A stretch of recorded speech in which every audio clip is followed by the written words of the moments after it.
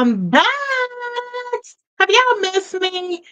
I know you have. So I can hear it way over here. You said, girl, yes, I missed you. Where have you been?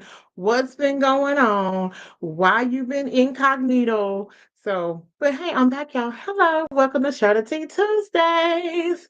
So I am so excited about today and just to be back in the fold of things. And so just to give you a little bit of what has taken place. I've been doing a lot of traveling, so and a lot of things has happened in regards to the business, and so I had to take some time to handle that.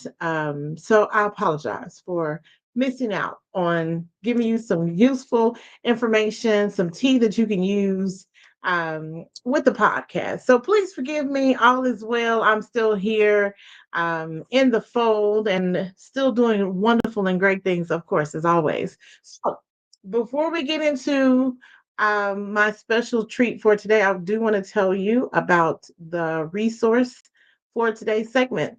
It's called Mom's Meals. Yes, it's called Mom's Meals. Have you ever heard of them before? Probably not. I mean, if I haven't heard of them, I'm quite sure somebody else haven't heard of them before. But they focus on the importance of nutrition before, during, and after cancer treatments. They also want to encourage people to maintain proper nutrition while you're going through your chemo treatments and fighting infections and all those different things because the nutritional part is very, very important while you're doing your treatment. So you can follow them at momsmeal.com. And that's a moms with an S. So MOMS meal meal.com. So you can follow them and get all types of resources and share that with someone that's would probably benefit from having a meal shipped to them or sent to them. And they have lots of information on their website. All right. So without further ado, let's bring in my teal sister. Hello, Tiffany. Hello. Thank you. Thank you. Thank you. How are you today? I am doing well. Thank you so much for having me. I'm so excited to be here. Oh, yeah. You're welcome. You're welcome. Always got to bring in some good friends. Even though we're new friends, because I know people be like, "Where do you find? How do you know them?" It's like you're always meeting somebody. That's what my sister says. You're like a social butterfly. But anyway, so Tiffany and I are ovarian cancer survivors. So Yes. her journey is quite different than mine. And so I wanted to bring her on to share her story. And of course, if you saw our other two sisters that are on the flyer that you saw earlier, in case you missed it, I'll give you like a little flash peek. Ding, we were looking too cute, too cute. Black women in power.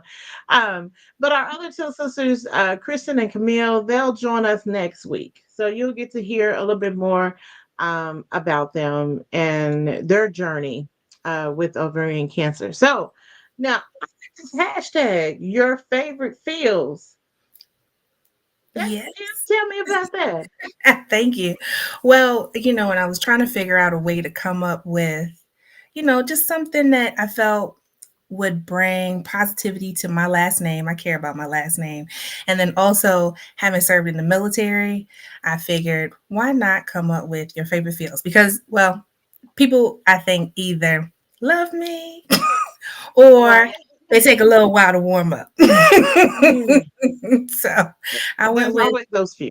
right, right. So that's the name I decided to go with.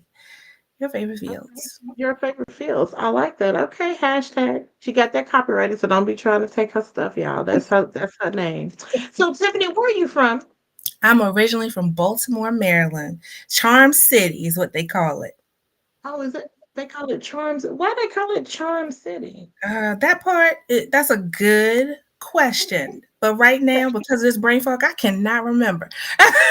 Okay, got you. Understood. I have not been to Baltimore. That is was been several cities that I haven't been to, but that is one that I have not been to. So Yeah, I heard the food is good up there. Like it I heard. is. If you like seafood, we have great crabs, Okay. Maryland crabs. It's actually kind of a tradition, I guess you would say there.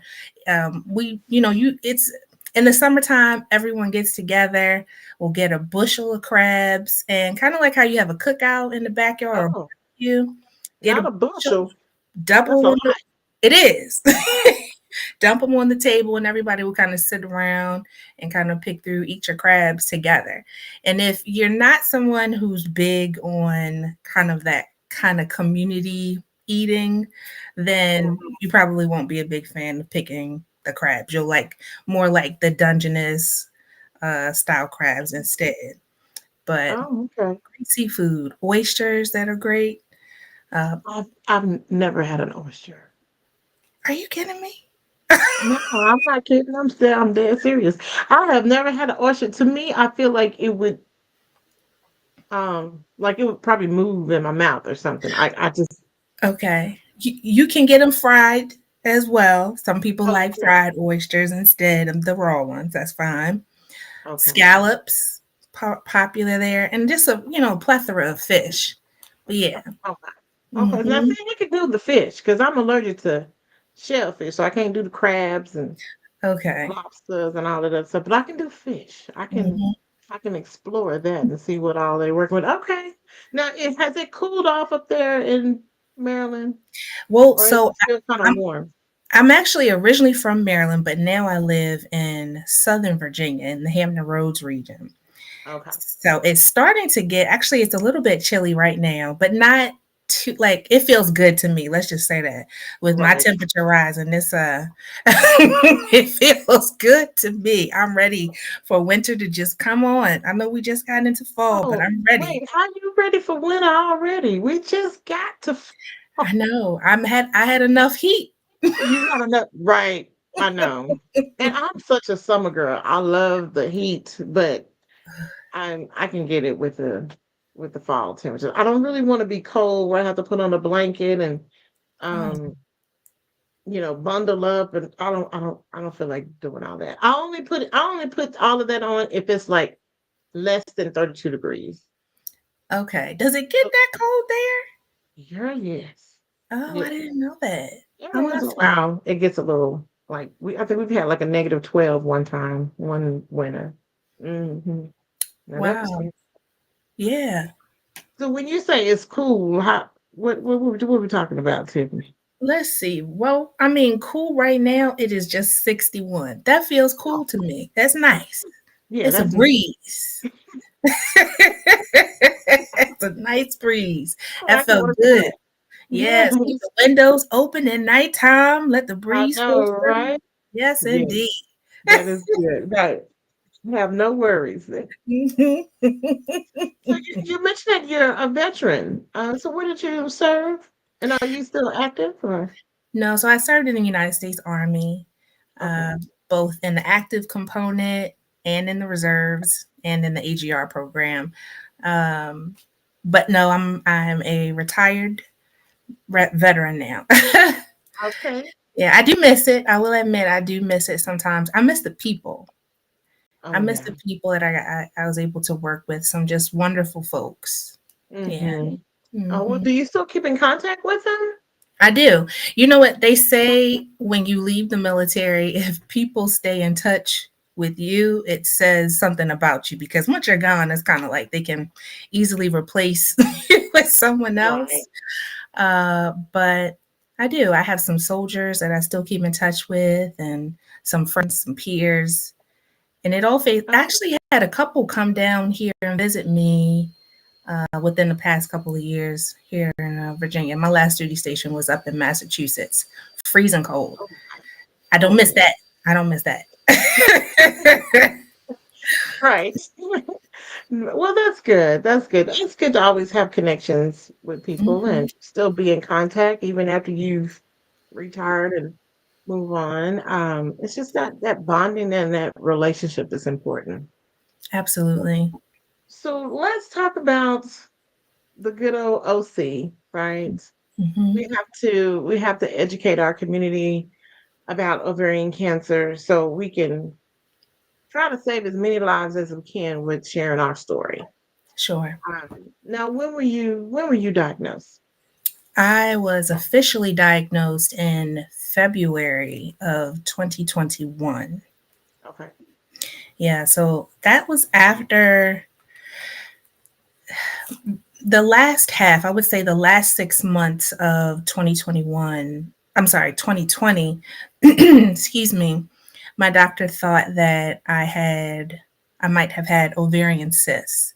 And before we even got to getting with my doctor, I started having symptoms, but I didn't know that they were symptoms of ovarian cancer. Um, so, when you're in the military, you have to be physically fit. We get up, as we say, oh, dark 30 when it's still dark outside. Right. And sometimes, depending on your role, you leave late at night, but it's a stressful job. And so I started noticing a number of symptoms from some back pain and some tightness in my abdomen. Uh, and I noticed I started to feel more fatigued. Started to feel actually, I began to think I was just lazy. And, you start to have a little bit of self doubt. I had bloating in my stomach. I would eat smaller meals, but seemed like I'm eating more frequently, but I get full faster. Right. And, you have to look a certain way in your uniform. And I thought, this is not good for me and my career. Because being physically fit, they expect you to look a certain way, to perform a certain way, and I was struggling. I thought maybe it was just from the stress of it all, and I just kind of wrote it off as stress. I didn't think that it was anything big until I started spotting. Okay. I am someone that had regular, well, let me just say my cycle was from 7 to 10 days. I was a heavy bleeder, but I could count 28 days. I was on schedule. I never had spotting in Oh, between cycles. Yes, never had so spotting. when that started, that was a did that become a red flag then?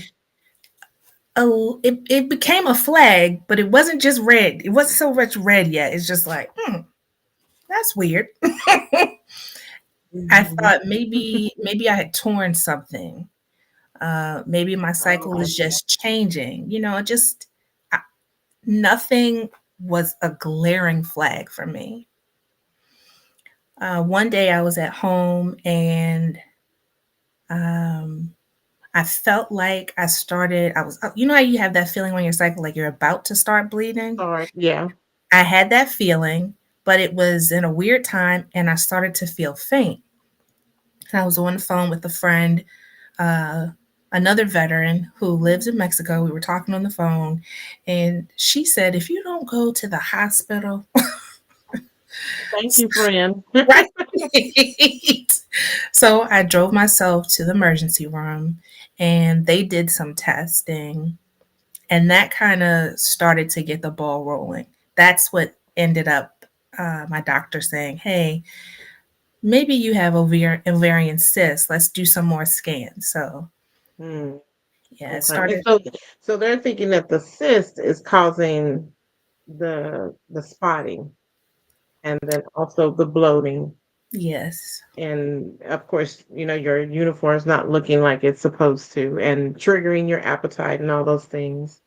Um, you mentioned all of the symptoms for ovarian cancer. And so unlike we'll say on the flip side, I didn't have symptoms, but for you, you had all these different symptoms. But were you even familiar or with ovarian cancer or even heard of it? You know how they promote or talk about certain cancer and what to look for and all that? Yeah. No, I was Yeah. not familiar at all. I literally just thought all those symptoms had to do with my job, like my role in the military. Oh, you have back pain. Well, I already had a back injury that was clearly documented over the years. So I assumed that was a part of it. I wasn't sure about the sharp pains I had in my abdomen, but the fatigue, as I just thought, oh, I'm exhausted, or maybe it's related to, you know, mental health challenges. Who knows? Right. Maybe I'm just stressed. Um, and the spotting, like I said, the spotting, I thought, well, maybe I tore something. It started to happen a little bit more frequent, and it wasn't a lot. It literally just a little bit of spotting here and there. And I didn't understand why. I had never, I mean, I want to mention this part too. I think it's key, like, because a lot of people question, well, did you have other things going on? The things that folks say are the unmentionables. I will mention them. No, I had never had any sexually transmitted diseases. I had no other abnormalities as far as my cycle or anything with my reproductive system. Nothing. Nothing. Yeah. And there's And nothing. thank you for it. Right. And thank you for mentioning that because we go through, like, you went through a whole checklist of things. Well, it can't be this, and maybe I'm just stressed. All these different things, and we do that, especially as women. We're trying to analyze and figure out. Well, do I really need to do this, or maybe I just need to wait? You know. Mhm. Um, So before you went to before your friend told you, girl, go to the emergency room. How long did you go with these symptoms, kind of off and on? Do you remember how long it's been? I don't know exactly, but I know it was too long. Too I long. I had a high, the role that I had in that particular unit. Missing work felt like it would have been worse for me to miss work and go and deal with this than to go and do. You know what I mean? Right. I did. I prioritized the job over my physical health. Hmm. And a lot of times, we're in positions where we may think we have to, and other times we are like there's no one else but us. Mm. And Oh, so, I, yeah. what? I like how you put that. That you prioritize the career because we do get afraid of taking off work so many times. It becomes not a message, but like they get suspicious. Like why you're taking off so much, or you're not here, or either we end up having like a poor performance review, or whatever that they do with their evaluations and things. Um, going, if you just reflecting back, do you think you would have done something differently in regards to your career? Like, Sure. I definitely would have said, I probably would have said something to my doctor sooner and just made the time. And I would have explained to my leadership, like, I have some things going on and I really need to make this the priority. mhm, Yes, it's true. You could replace me with another body, another person well, very easily. But no, let me just say, and I think it's important to note that for our job, for our mission, I need to be healthy. And just to know, sometimes it's just the security of knowing what's going on, even right, if it right, wouldn't have been the cancer, just the knowing part. right, right. Yeah. So 2021, you go to the emergency room, they do all their tests and examinations and all those different things. They discover the cyst, right? Right. Yes. Through different, what is it called? The transvaginal ultrasounds. Yes. And I hate those, by the way. Those ones. Me too. And to me, it just feels like when they do that, it triggers everything. I don't know. I don't know. Hmm. It probably just me and my mindset. But yeah. So once they had one of those, did the pain kick up a notch? No, uh, it didn't. But there were some times when they would do so the just, I don't know if everyone already knows transvaginal ultrasound. They insert, I would say, like a probe into you vaginally, and it is able to like scan internally, like if you have cysts or even fibroids, a number of things. But the scans will show, it'll take pictures to be able to, so you can see what's going on inside a person. And there were times when they would do this transvaginal ultrasound and they would pull a probe out and it's covered in blood. I might be dripping Mhm. blood. Um, but what it did, my my gynecologist was able to see what happened at the emergency room, and then we scheduled an appointment, a follow up appointment. After she saw the scan, she decided that she would have me take birth control for 3 months, and then we would make another decision on what to do next. I did not want to have surgery. I'll be clear. I didn't want Right. surgery of any shape, form, or fashion. I wanted to steer clear of that. I was stationed in a state that I wasn't familiar with. These are all new doctors to me, and I wasn't sure how they felt about Treating someone, you. yeah, someone like me. Right. And I wanted to be safe. And so eventually, I took the birth control for the 3 months, and she said she kept looking at the scans and they were unclear. And she said, Tiffany, listen, here's what we need to do: surgery. We Oh, need to wow. go in and do surgery. And she said, this was around the time of COVID. And so she's like, listen, I don't even know if they're going to approve you to have this procedure done because they're only really taking emergency surgeries. Oh. And looking at ovarian cysts is not an emergency surgery. Even though you're going through all the pain and all that, yes. But Mhm. I feel like they like what is considered an emergency surgery? Like if it's near death, but and I mean just think about it because COVID was a difficult time for everybody. Just making that adjustment on how to interact with people on a daily basis, and then the health component. If I'm sick or if I'm needing some attention, are they going to even treat me? Are they going to say, "Oh, you'll be okay. Come back in 6 months or come back a little bit later"? Um, I felt like that was a big struggle. Do you feel like during the COVID era, it was difficult for you to get the care that you needed?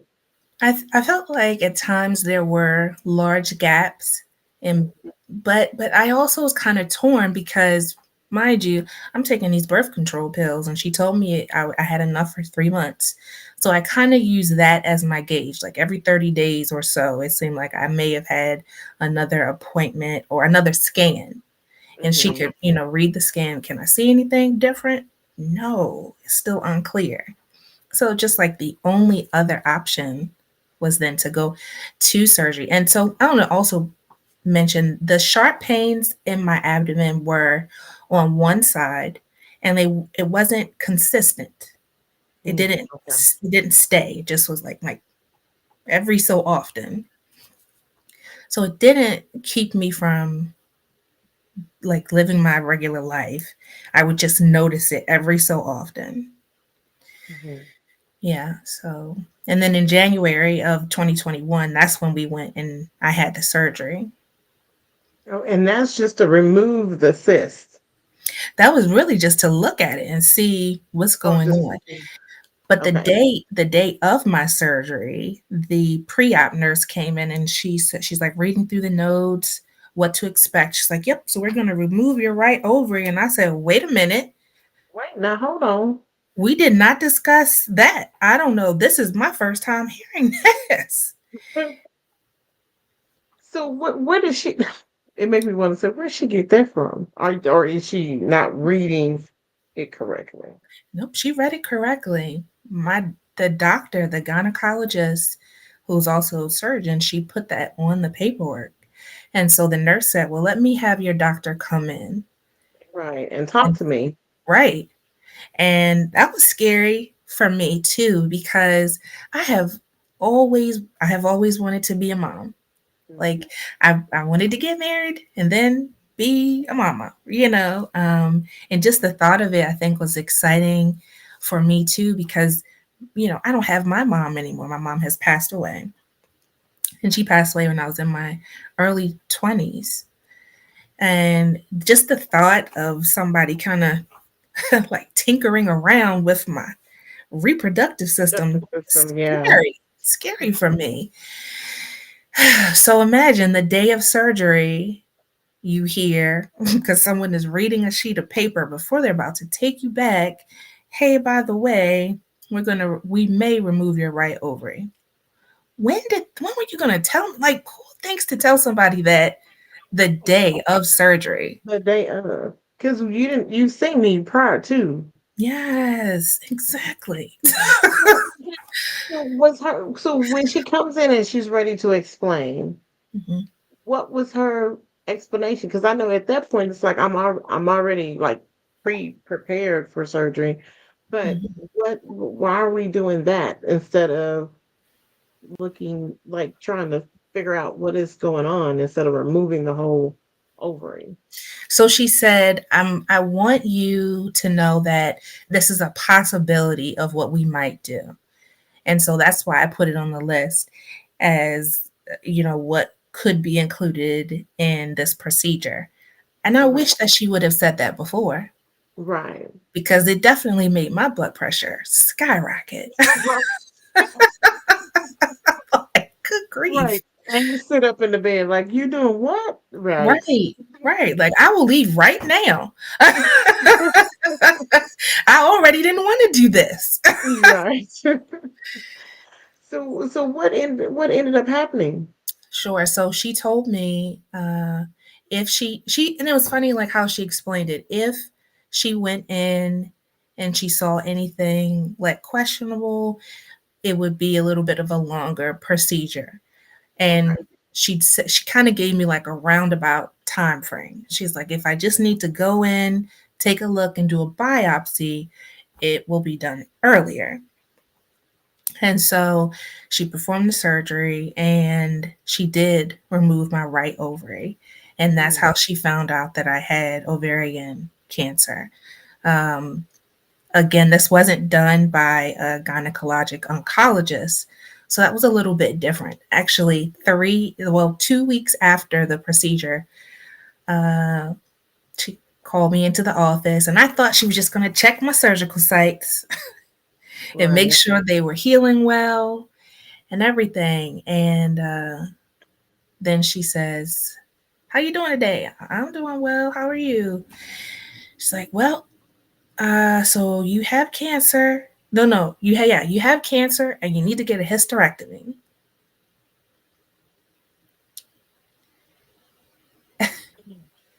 And I was in the room by myself, just the two of us. And I was like, "What?" And it's like this something washes over you and I didn't know what to say. I didn't know what to think. I felt devastated. I felt Right. devastated because I knew that I didn't want to have a hysterectomy. I didn't I didn't know what all went into dealing with cancer. And I didn't know what that journey would involve. I just was so uncertain. And I'm here by myself and I couldn't believe this woman. I couldn't believe she said it to me that way. Like, Right. where But, is the compassion? I mean, I guess maybe you just rip the band-aid off, but good uh, grief. right. That bedside manner, I don't know if they're teaching that anymore. It's just like give them the information and then wait for them to respond. But Yeah. yeah. Um it was jarring. And I mean, even, going back to waking up from the surgery, I remember my vision being blurry and like I'm trying to like blink and blink to hurry up and get my eyes clear so I can look at the clock so I could see, was it a quick one or was it a short one? And then when I Right. tried to lean forward a little bit, my side hurt. So then I knew she took my ovary. Like, you know what I Right. mean? Like this, that's just the thought that she took my ovary. Okay. Oh, So that breathing. Yes. Let me breathe and prepare myself for what's to come. Mhm. you know. Because even with her taking the ovary, it makes me wonder, like, why do you need to take it at this moment? Like, but then in order for them to do testing, they have to test it and see what is all going on, and then go from there. So I know it makes sense now, but still, it still makes you wonder, like, is there a better way that we could have delivered this? Right. Yeah, because I came into that follow-up appointment only thinking that we're gonna oh, did I have staples? No, I didn't have staples. I think I had stitches. Mm, And I remember thinking, oh, she's just gonna look at these three different sites on my tummy and make right, sure I'm healing well, and that's it. right. It was just no warning. Mm, And I remember her saying other things in that room, but I cannot remember any of it. Like I just it's like you're sitting it your body is there, but right. you're disassociated. So I was in outer space. Just thinking about what like it's like words floating around you and you don't what is this English? Mm-hmm. What did she say to me again? Yeah. Right. And I know that my eyes turned a bloodshot red because there, you have that cry where there's emotion behind it and burning hot tears because I'm like this is not good. And she did say I would have to go and see an oncologist and something about that oncologist having an office in that same hospital building. Okay. And I had to go to the front desk and they scheduled that. And the woman was asking me questions and I just, tears. I was just like, I don't know. I, I don't know what you want me to tell you. And I mm, remember I don't even recall the first person that I told, but I was in shock. Um, and so to wrap that part up, I'll tell you that I did go to the oncologist and they take your case and they put it before a panel, and the panel decides how to move forward with your case. oh wow. Okay. And So so the panel is like the treatment care team, like it's nurses and doctors and I believe or it's is there doc research? I believe it's doctors from the hospital that I had Oh, gone to and maybe okay. other hospitals, and they have a panel where they assess it on a case by case basis, is how I understood it. Wow. And so that gynecologic oncologist told me that I didn't need to do anything else at that time except for the first year I would have blood work and scans. So I can't remember the name of the test right now. Um, The CA-125 test? I think that's one of them. Okay. And Or probably there's, another one. yeah. So CA125, there's another one, but that and scans. So CT scans to observe any changes in the abdomen. Hmm. And that was fine. So for the first year, I would do that quarterly. So 4 times a year, every 4 months. And sorry, every 3 months. And then for the 5 years after year one, I would do it every 6 months. Okay. And so I went along just fine. And then in the summer of 2023, I started to feel like there's something. I thought my cancer was back, Mm. and that was confirmed. It was So was it confirmed. the symptoms started happening again, or the pain that made you feel like something is wrong? Yeah. So, really, for me this time, it was the fatigue. Okay. The level of fatigue I felt in my body, I struggled. I remember I was at this event. It's every summer, there's a veteran organization that holds a week-long community service project, and they pick different states. And I had gone, and normally I can just go and I have all the energy. I did not. This time, every day after we did a service project, I came home or wherever they had us for lodging, and I would just pass out. I was exhausted, Mm. like in a way I've never been before. I think some of the sharp pains in my abdomen did begin to come back, which was weird because it felt like it was on the side where that my right ovary was removed. Oh, okay. Okay. Hmm. Now, when you started having those feelings again, did they already do the hysterectomy?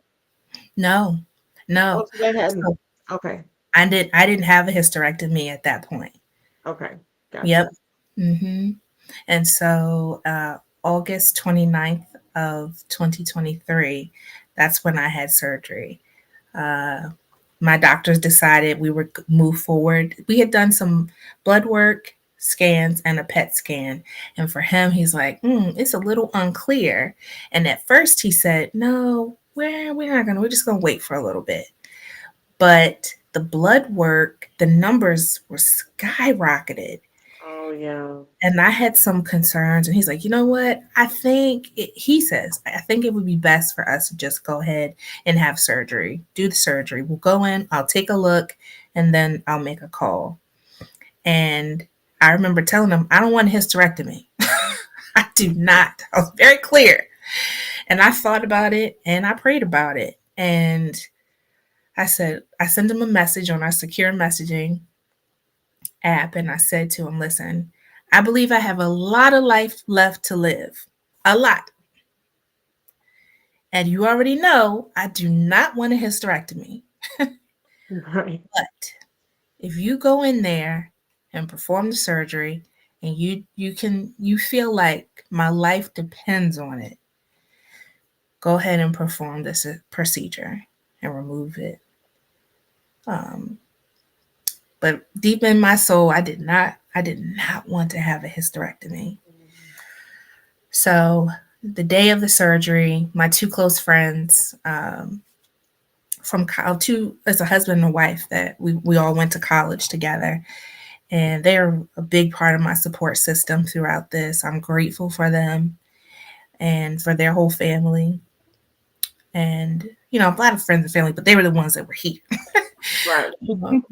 And so my friend said that the doctor came out after like 45 minutes, and he said she has cancer everywhere. And you know, I know my friend felt for me and was probably really nervous about how I would respond when I woke up. And I remember that day too. When I woke up, it took a while. It took a while for me to wake up. The surgery started um, closer to 9 o'clock, and when I Mhm. woke up, it was after 6:30 p.m. Oh, my It God. was extensive. He performed the hysterectomy and had to pull cancer cells off of like my abdomen. And let me tell you, I could feel that after I woke up and I was healing. You know how cats' claws, like when they scratch, Mm. it's like, yeah. That is how it felt in my tummy as I was healing. I'm like, my goodness. And I mean, Oh, I can laugh about it now.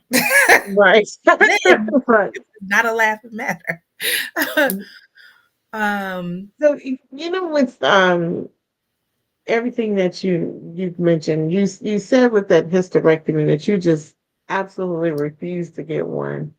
Do you feel like it was because of the motherhood component that you mentioned earlier? Absolutely. That's the only Okay. reason. That's the only reason. Yeah. Yeah. Mhm. And with you sending that message to the doctor, like, I don't know how to explain it. Do you feel like it was just this is my answer, even though I don't want it to be an answer? Because you prayed about it and trying to figure out what's the right Mhm. way to go. I wanted to be clear about what I wanted, Okay. and that was important for me, and I think that's important for all women, all people to do. to communicate very clearly what it Right. is that you want, Yes. what you desire, uh, and boundaries that you have for your care Right. to your healthcare team. I feel strongly about making sure that the people who are working to develop your treatment plan and everything, that they understand you see them as a part of a team and that you are included in that team. In a team. Right. Yeah. And so I wanted him to know that. And I think I also kind of wanted him to know, even though this part isn't what I want. I don't want the hysterectomy. I it's like I'm giving him permission. If you know this is going to save my life, you have my permission to go this route. To go that route. Right. Hmm. So what stage did they diagnose you? Initially, 1C. Okay. Hmm. And that was from the beginning, the very first surgery. Yes, the one from 2021. No one gave me actual, like, the new stage for the reoccurrence of the cancer. Um, Nothing officially. When I've looked it up, I'm pretty certain it was stage 3. Okay. Yeah, I'm pretty certain. Because of the spread. Yeah. Yes. Yeah. Hmm. And that's something that I've in the process of just reading and researching some things about the different stages and how the stages the stages are determined by the spread and how far it has gone. Yes. And with he saying that he said it was everywhere and having a scrape, then that would make it seem like it's stage 3. Hmm. So how are you feeling now after recovery? That was you said 2023. That was just last Yeah. year. Yep. So just I started. So I had a port. I'll show you. There's my little mark. I had my Yeah. port put in October of last year. Yep, Mm-hmm. around this time last year, and then I started chemo October 31st on Halloween Oh last year. goodness. Hmm. Okay. That was okay for me because I wanted something light. I was scared, Yeah. and I knew that they dress up at this cancer center that I Oh go yeah. to. I know that that's, and I'm not big on celebrating Halloween, but I wanted something like that, just helped to make it not as heavy. These people are all dressed up while they're giving me chemo for the first time. Um, and it made it, just like perfect for me. Right. So, um, Makes your nerves feel a little bit at ease. mhm, it Yeah. did. It did. I did not dress up, but everyone, almost all the nurses and doctors dressed up. Okay. So that was good. Um, Chemo was scary at first, but then it was like once you get through that first round, I think it was not so bad for me. One thing I didn't know is the pain associated with chemo. Oh yeah. I didn't know as much about the bone pain that I wish people would have told me more about. That would be nice to know, wouldn't it? Yeah. Yeah. Like, man, all the details. But I went onto a Facebook group and I asked the group, like, if they could do anything different, what would they do, knowing what they know now? And someone mentioned making sure to take the nausea medicine as soon as I Mm. feel any inkling of nausea, because once it actually starts, it's difficult to reverse it. And I did Right. that.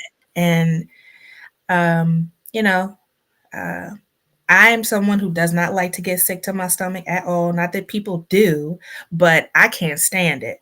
And so I did not get sick to my stomach at all the entire time I was in treatment. That's And good. yeah, from what I hear, that's rare. So that was it. Chemo ended in like March of 2024, Okay. March or May. I can't remember. One of those two and You months. so you had what, 5 rounds? It was 9. 9 rounds? Okay. Every 3 weeks around the chemo. And now I'm on maintenance medication, an estrogen inhibitor, and an insulin blocker. And on my last scan, they said I have NED, no evidence of disease, and I'm grateful, grateful, grateful, grateful for that. Yeah. Yes, very Mhm. grateful.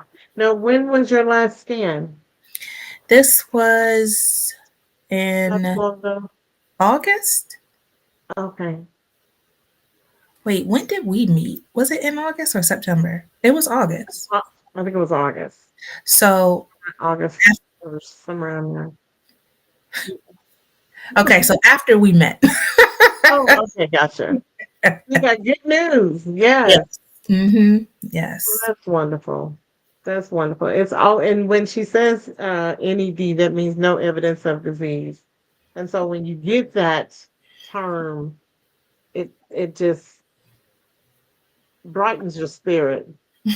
I don't know how else to say it, but and I know it's nothing to be feeling bright about when you're going through a cancer journey, but just going through chemo, radiation, or whatever treatments they have you do, it is very toxin on your body.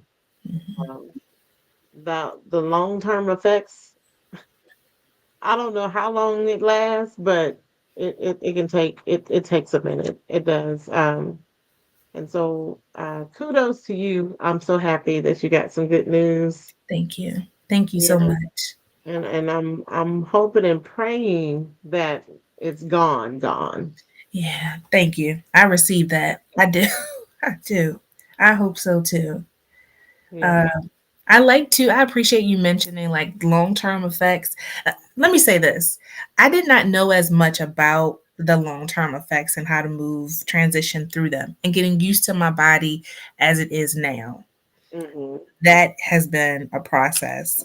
When I did hear that there was no evidence of disease, it took me a while to process it. I didn't believe my doctor at first. I thought he sent the wrong message. Sent that message to the wrong person. I said, I'm not going to believe him till he calls me. And then he called me and I said, Is this real life? And he Mm. said, Yes. And I said, Forgive me if I'm not bouncing off the walls right now. I think I'm still trying to process it. And it did. It took me a while to process it. I just kept thinking maybe he made a mistake. Maybe he's gonna call me because that's you're in this state of push and pull. And for the type of ovarian cancer that I was diagnosed with, there's not a lot of research about it. It is very rare. Um, and when I say there's not a lot of research, the doctor who put my port in looked in one of his journals, his online journals, is doing research when I came back for him to check my port. And he said, I couldn't find anything. Wow. Right, right. Wow. And so it's a different way of life being just kind of moving in this space of the unknown, but also for me, being grateful for what I have.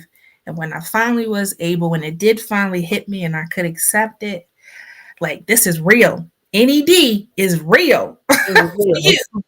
Like I was bouncing off the walls. I was just a level of gratitude for life. Yes. And that's why I'm Yes. grateful to be able to share, here too.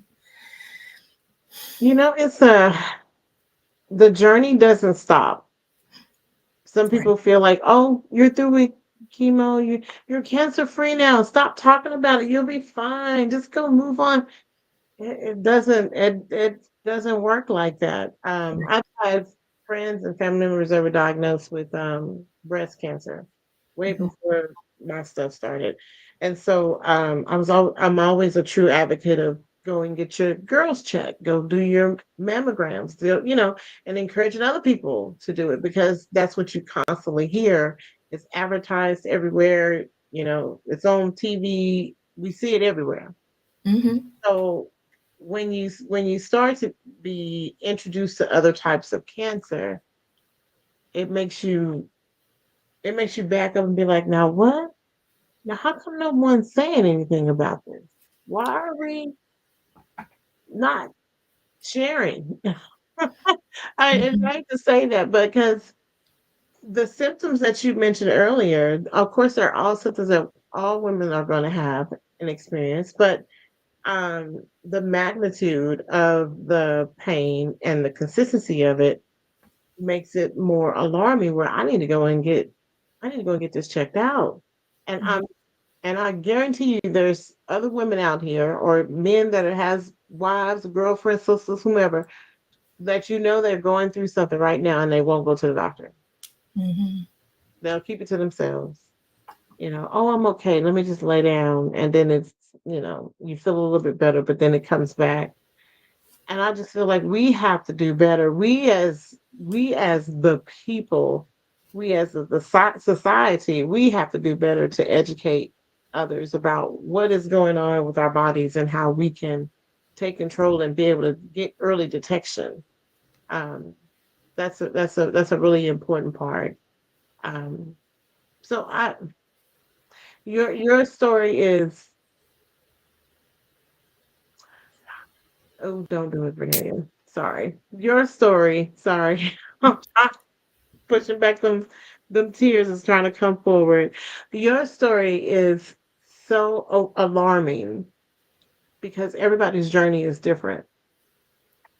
And thanks to your friend that just said, girl, just go to the emergency room. Sometimes we have to hear that. We have to hear that push from someone else. Um, and as women, we have to put ourselves on the top of the list. We juggle with our careers, we juggle with our relationships. Well, maybe I should wait and do this, or maybe I should, we go through all those back and forth. But then you have to look at it and say, we need you here. Yeah. We need you here. And I'm happy that you took the steps that you did, because I wouldn't have met you. I don't know if our journeys would have crossed or however, but just being able to develop a friendship with you on this journey, because I know it's difficult, and especially being by yourself and having not as much support, but having new support that's coming around, like our new Teal sisters that we met. So Yeah. I appreciate you sharing your story. Thank you.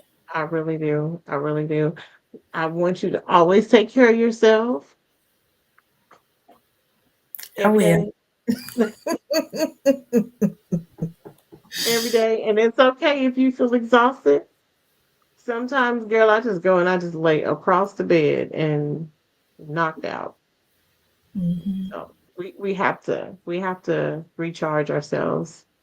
So what are you doing to as healthy coping for you? What are you doing to help you feel Sure. better at times? That's a great question. I think one of the big things that helped me throughout this whole journey has been therapy. It helps to Okay. have a therapist to be able to talk to. Um, I also try to find creative outlets. So, like today, I found there's an arts group, a veteran arts group that does all types of art. And one of them is creative expression through singing. And Mm, so once a week, I commit to blocking out time to do that. And it's fun. And right now, there's only women in this choir, and we sing all types of different songs. But that's okay. a healthy outlet for me, and just being around other good people, people that make me feel good and light. I mean, and also I still do work to volunteer and to try to raise awareness about ovarian cancer. I want us to have less shame and less fear by giving more information. I think a lot of times putting ourselves on the back burner is part of it. Sometimes it's just shame. People assume different things about um, ovarian cancer and uh, what people will think about them because they have cancer. And I just don't want us to feel like we can't keep going. Mm, It doesn't mean it's the end. You know what I mean? Like you still can have cancer and can still have a life. It might slow okay, down a little bit, right. but it doesn't have to be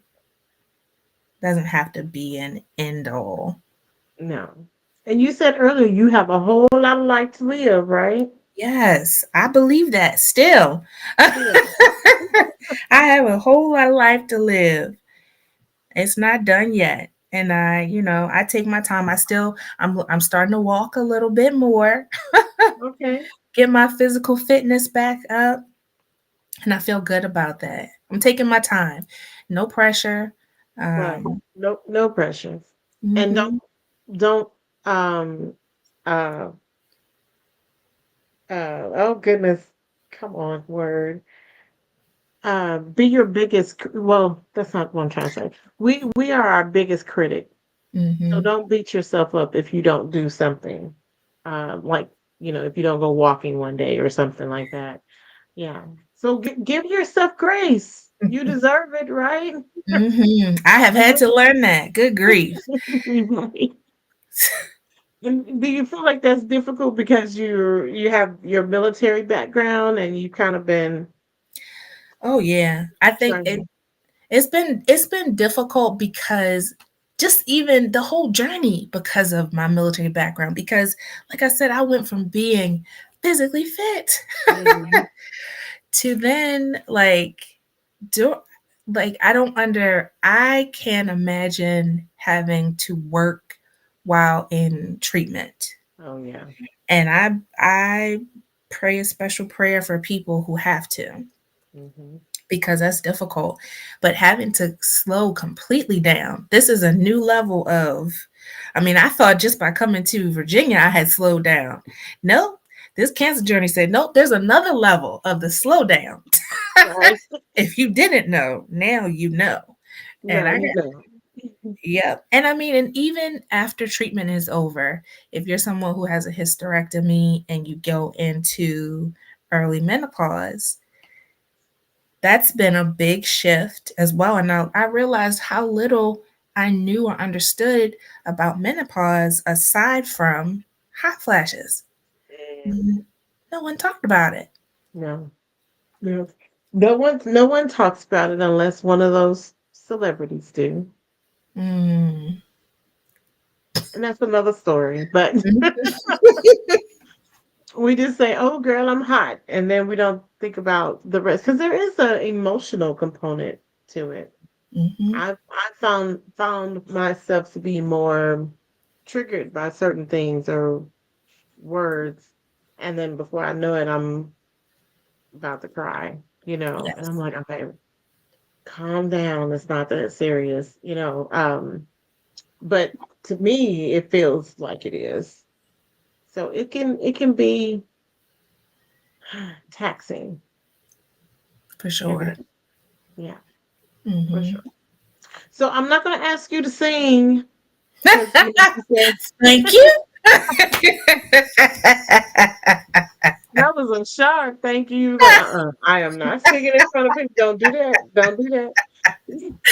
Remember how you have to do your Easter speech? Go on up there and do your Easter speech. Sing it now, baby. Oh, that's so funny. That brings back memories. All right. You remember those days, yes. But thank Mhm. you, Tiffany, for coming on here. I know we could talk forever because we always talking, but we can talk forever. But I appreciate you coming on Strategy Tuesdays. And one day I'm gonna get out there to well, you said Baltimore, but even Virginia. Mhm. Hampton I don't Roads. I don't think I've been to Virginia. Really? What did you do on the East Coast? My goodness. Like, what are you doing? Well, my first time going to DC, I just, walked around and toured different museums and stuff. Okay. And then the next time I went, I didn't really have time to. to do that. So, because I have another friend that lives in, I think she lives in Virginia, because she always talks about something about some bridge, like, oh, I'm right over, you cross the bridge or something about the highway, and I'm something, and I'm like, okay, I haven't seen that, and I haven't explored the train. I don't want to get on there and then I'm lost somewhere. So, but one day I'll do it. I'll when I come back, I'll tour and venture out so I can see more than just in that cluster. So Yeah, yeah, I would love that. And also, too, maybe we'll, when you come, it'll be with some of these organizations, so we can make, some more people in DC aware of how important it is. But yeah, I wanna tell you too, thank you for having this safe space and open and welcoming space for people to be able to share our stories. It's beautiful and it's so necessary. And I'm grateful to you for this because it matters and we matter. And sometimes when you go through things like a cancer journey, you can sometimes forget how valuable you are to the world. And I just appreciate you. This has been a privilege to be able to come here and share. Thank you. And you are just a gem. You are such a gem. I love you so much. Man, I wish you lived closer. I do. I know, right? I know. We'll be besties. Like, Mhm. now I Come will over to the house admit, over there y'all have too much snow, and it gets too cold. See, I need to be.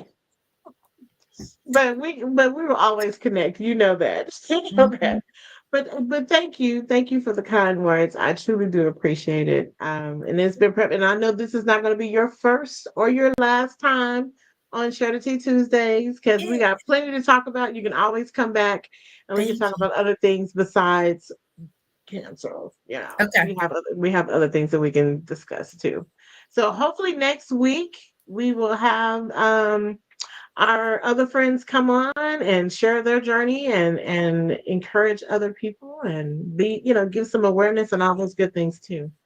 So, but I Yes. appreciate you. I know it's getting late on your neck of the woods, so I understand. But thank you again, everybody. Remember to follow me on Share the Tea with V is my handle for all social media channels. I'm on everything except for Snapchat.